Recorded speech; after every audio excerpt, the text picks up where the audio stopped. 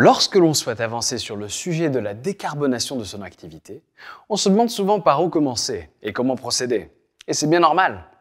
Dans cette vidéo, nous allons parcourir les 4 grandes étapes par lesquelles il est recommandé de passer. 1. Clarifier vos intentions et vos besoins. Cette première étape est un temps de questionnement et d'information pour affiner vos besoins. Pourquoi décarboner son activité en utilisant des camions? Pour respecter des contraintes réglementaires? Pour répondre aux demandes de vos clients qui souhaitent un transport décarboné? Pour l'image de marque de votre entreprise? Autre question à se poser, quels sont les objectifs de réduction des émissions de CO2 que l'on souhaite atteindre? Il existe plusieurs énergies alternatives au diesel pour décarboner une flotte. Les biocarburants, l'électricité et l'hydrogène. Chacune de ces énergies amène des réponses en matière de décarbonation, mais aussi quelques limites d'utilisation. À chaque technologie correspond également une infrastructure de recharge différente, une cuve de biogaz, une station hydrogène ou une borne de recharge électrique. La solution la plus pertinente est celle qui sera adaptée à votre activité. Il est donc important de bien lister vos spécificités et vos contraintes. 2. Faire un diagnostic de votre activité et définir un plan de décarbonation. Lorsque les objectifs de décarbonation sont clarifiés, il faut procéder à une analyse détaillée de votre activité. Ce diagnostic comprend 3 composantes importantes. Le profil de votre flotte en étudiant pour chaque véhicule ses caractéristiques techniques, son usage, son kilométrage ou encore les contrats d'entretien en cours. Les profils des tournées en détaillant pour chaque circuit les kilométrages mini, moyen et maxi, le type de véhicule utilisé, les temps d'arrêt et les contraintes spécifiques éventuelles. Vos infrastructures existantes avec en ligne de mire la puissance électrique souscrite et disponible, mais aussi l'espace dont vous disposez pour éventuellement installer des chargeurs, une cuve biodiesel ou une station hydrogène. Ce diagnostic précis permet de construire un plan de décarbonation qui identifie les véhicules à remplacer, les énergies alternatives à utiliser, les tournées à éventuellement modifier et les infrastructures à faire évoluer le cas échéant. Il est intéressant de construire ce plan sur une durée de 5 à 6 ans pour être en capacité de valider les réductions d'émissions de CO2 année après année, ainsi que leur compatibilité avec les contraintes légales connues à ce jour. Certains constructeurs comme Renault Trucks proposent à leurs clients des outils pour simuler les réductions d'émissions de CO2, ou encore pour tester l'autonomie énergétique dont ils ont besoin sur leur parcours.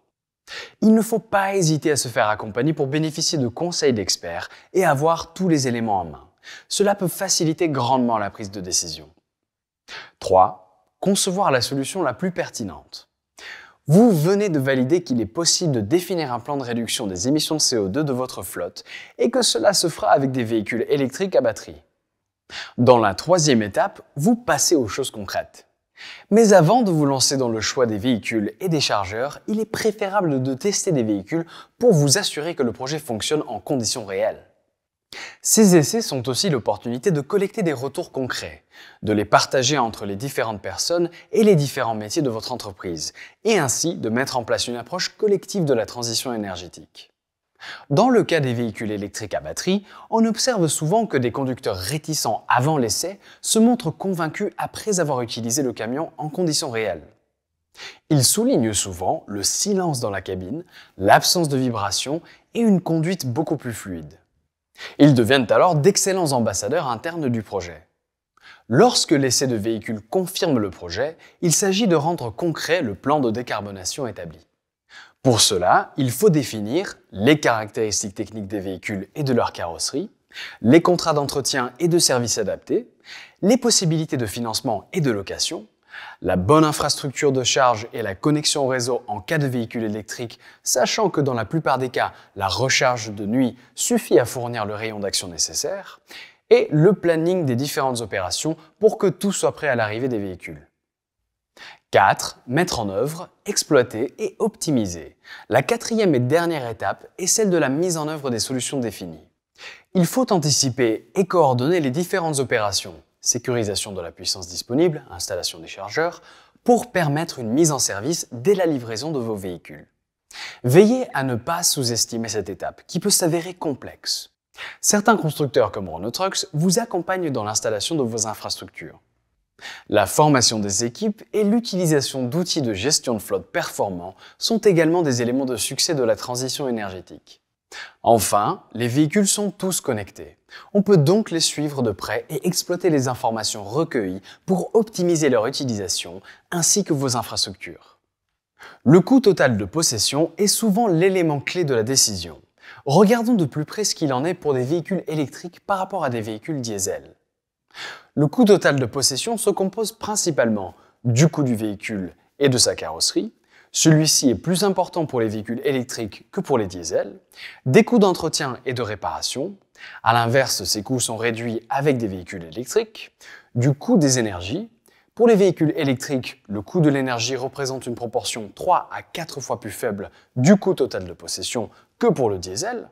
Cela les rend beaucoup plus résilients dans un contexte de hausse globale des coûts de l'énergie.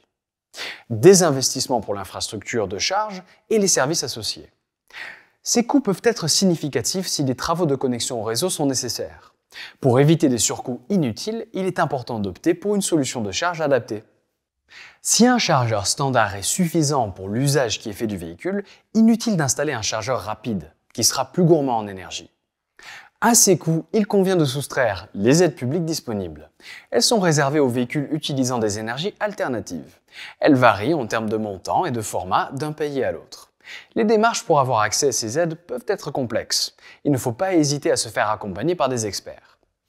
Il convient également de soustraire d'autres impacts positifs comme la facilité d'accès à certaines zones urbaines réglementées en raison des émissions sonores très faibles et de l'absence d'émissions de NOx. Le coût total de possession de véhicules électriques à batterie est déjà attractif dans certains pays par rapport à celui de véhicules diesel, et ceci grâce aux aides publiques. Enfin, toujours concernant les véhicules électriques à batterie, le coût total de possession est optimal quand les véhicules sont exploités au plus près de leur limite d'utilisation. C'est pour cela qu'il est important d'optimiser les packs de batterie en fonction de l'usage prévu du véhicule. Des packs surdimensionnés font décroître la profitabilité du véhicule. Il faut aussi considérer l'influence de l'infrastructure de charge sur le dimensionnement des batteries.